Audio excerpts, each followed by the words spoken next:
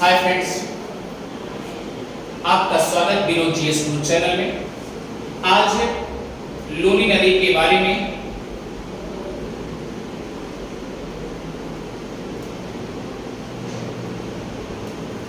हम बात करेंगे। आइए चलते हैं लूनी नदी।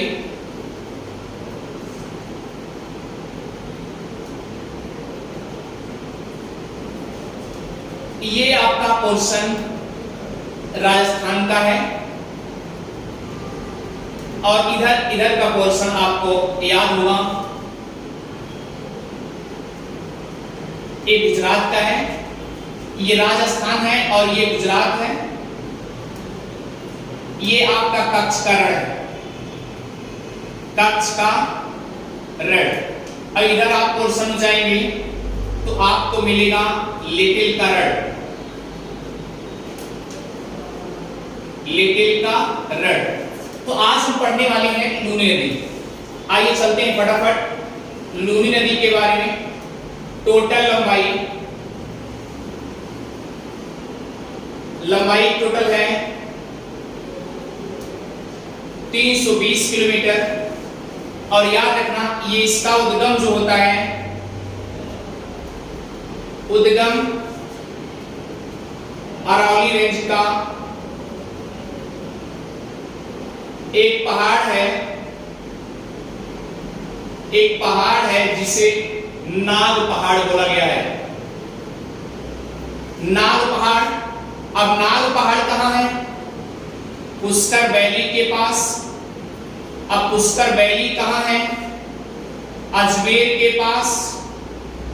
अब इतना लोकेशन आपको मिल गया है, याद रखिएगा आपका अजमेर ही।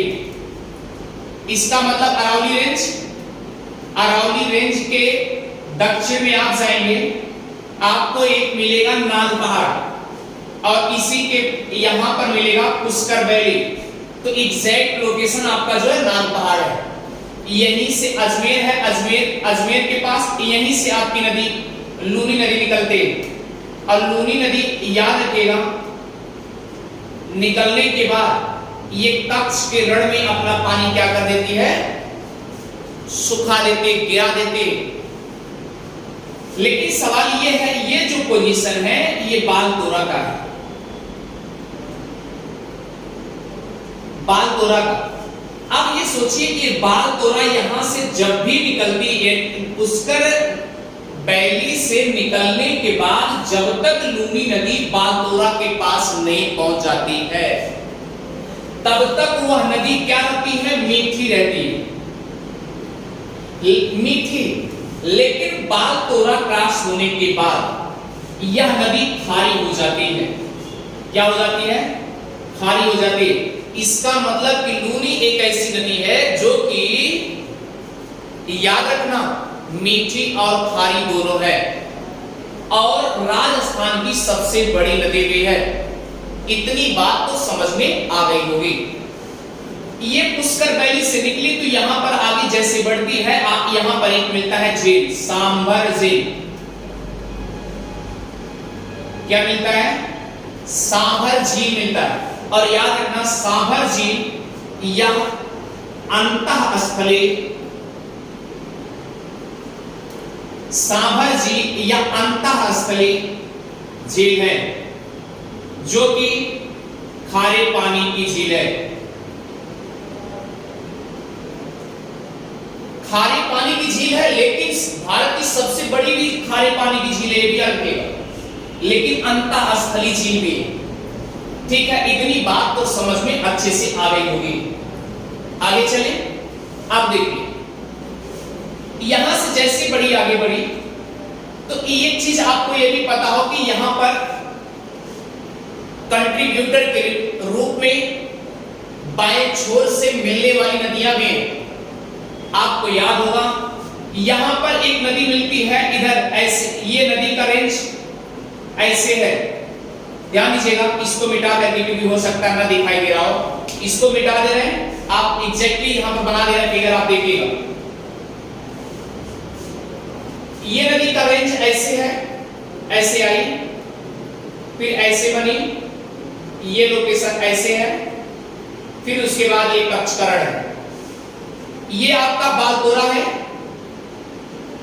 बालतोरा याद रखिएगा, ये आपका बालतोरा है और ये आपका जवाई है। इधर से जो नदी मिलती है, इधर से एक नदी निकलती है जवाई।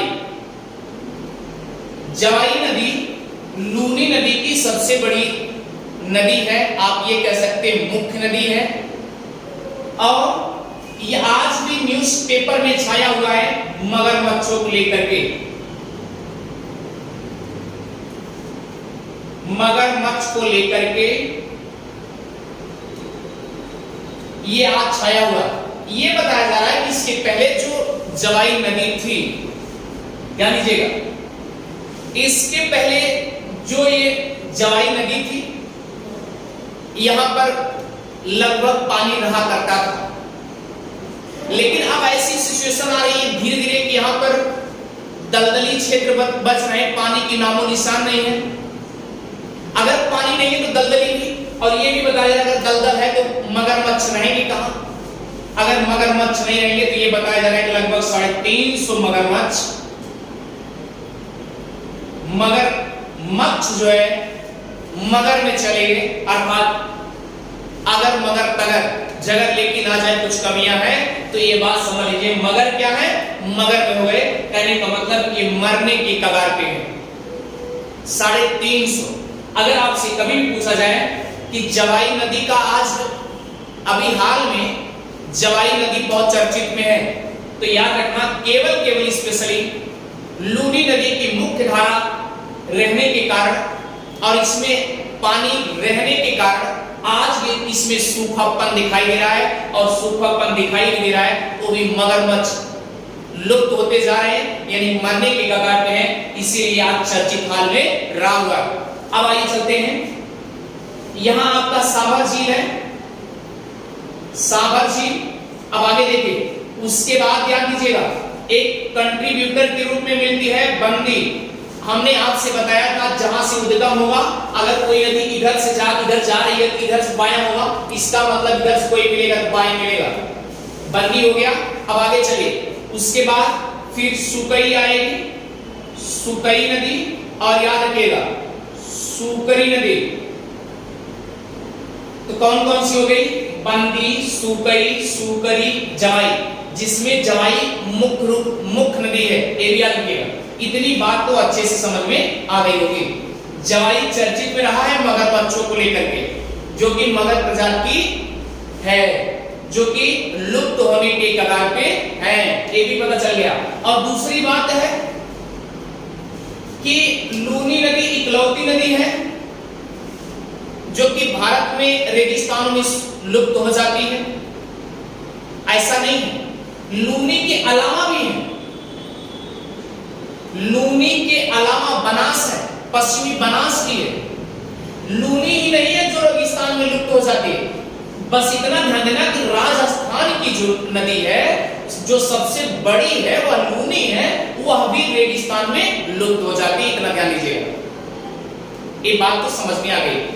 अब सोचिए, इसी वजह से अगर ये रेगिस्तान में लुप्त हो जाती है ये लूनी नदी, इसीलिए इसको कालिदास ने क्या उपमा दी है, जरा ध्यान दीजिएगा। कालिदास कहे हैं लूनी नदी के बारे में कि लूनी नदी हमें लगता है कि यह अंतः सलीला है, अंतः सलीला है, यानी अंदर अंदर ही प्रवाहित हो जाती है। ये कालिदास लूनी नदी के उपमा के बारे में दिए। अब दूसरी बात यह है, यहां हमने कहा कि बालतोरा तक क्या करती है, मीठी रहती है, उसके बाद खाली हो जाती है। अब इसीलिए इसका नाम लवणवती भी कहा जाता है, लवणवती नदी भी कहा जाता है, लवणवती या लवण आद्र नदी भी कहा जाता है। इतनी बात तो समझ में आ गई होगी। अब ध्यान दीजिएगा, अगर आप यहां लूनी नदी के शहर पे देखेंगे, शहर अजमेर हुआ, पाली हुआ, जोधपुर हुआ, नागौर हुआ, ये सब इसी के तट पे अवस्थित भी है, ये भी याद रखिएगा। इतनी बात तो समझ में अच्छे से आ गई होगी। अब आगे चलते हैं, आगे चलते हैं कि अगर आपसे पूछा जाए कि राजस्थान की, ध्यान दीजिएगा, अगर आपसे कभी क्वेश्चन पूछ लिया जाए कि राजस्थान की गंगा किसे कहा जाता है, तो आप लूनी नदी को कभी मत बताइएगा, क्योंकि लूनी नदी अगर जैसे पानी हुआ वो क्या करेगी, धीरे धीरे वो रेगिस्तान अपने आप में अवशोषित कर लेगा। तो याद रखना, अभी हमने बताया कि जो ये जवाई नदी है, जवाई नदी जो है थोड़ा ढाल के पड़ती है, इतनी बात तो समझ में आ गई। अगर ढाल के पड़ेगी, कोई नदी ढाल होगी, और वो ढाल होने का मतलब ये जैसे सभी नदियों की अपेक्षा वो अधिकतम गहरा होगा। कहने का मतलब हमारा ये, अगर अधिकतम गहरा होगा तो इसका मतलब पानी रुकने का चांसेस बनता है। अब पानी रुकने का चांसेस बना रहेगा, इसका मतलब जवाई नदी हमेशा पानी कुछ न कुछ रहेगा। और इसी तरीके से अपने भारत में गंगा में भी, इसी तरीके दक्षिण भारत में कावेरी नदी में भी, क्योंकि कावेरी नदी हमने इससे पहले बताया था कि कावेरी नदी जो है उत्तरी पूर्वी लौटते हुए मानसून से बारिश हो जाती है और जाते हुए दक्षिणी पश्चिमी से बारिश हो जाती है, तो लगातार हो भी रहती है। उसे दक्षिणी गंगा भी कहा जाता है, दक्षिण भारत की गंगा कावेरी को कहा गया। लेकिन अब ध्यान दीजिए कि राजस्थान में जो जवाई है, जवाई मुख्य रिवर है, इसमें भी पानी टिकने के चांसेस बने रहे। आप ये सोचिए, अगर पानी टिकने के चांसेस बने रहे तो लूनी नदी तो इधर से आई और ये भी उच्च पे है, रेगिस्तानों पे है। रेगिस्तान क्या करता है, अवशोषण कर लेता है, पानी को अवशोषण कर लिया तो बचा क्या, ये थोड़ा ढलान पे मतलब नीचे है, तो ये नदी क्या हो जाएगी, यहाँ पर पानी फुलफिल रहेगा। और जब पानी फुलफिल रहेगा तो याद रखना लगातार, और इसीलिए राजस्थान की, याद रखना, राजस्थान की जो जवाई नदी है, राजस्थान की जो जवाई नदी है या राजस्थान की गंगा कही जाती है।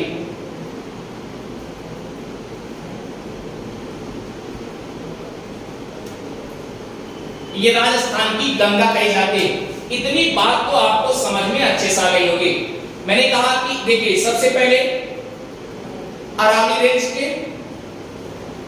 नाग पहाड़ से पुष्कर वैली के समेत अजमेर के, अगर आपसे पूछा जाए किस डिस्ट्रिक्ट से, तो याद रखना अजमेर, अजमेर से निकलती है और ये साबर झील में आती है।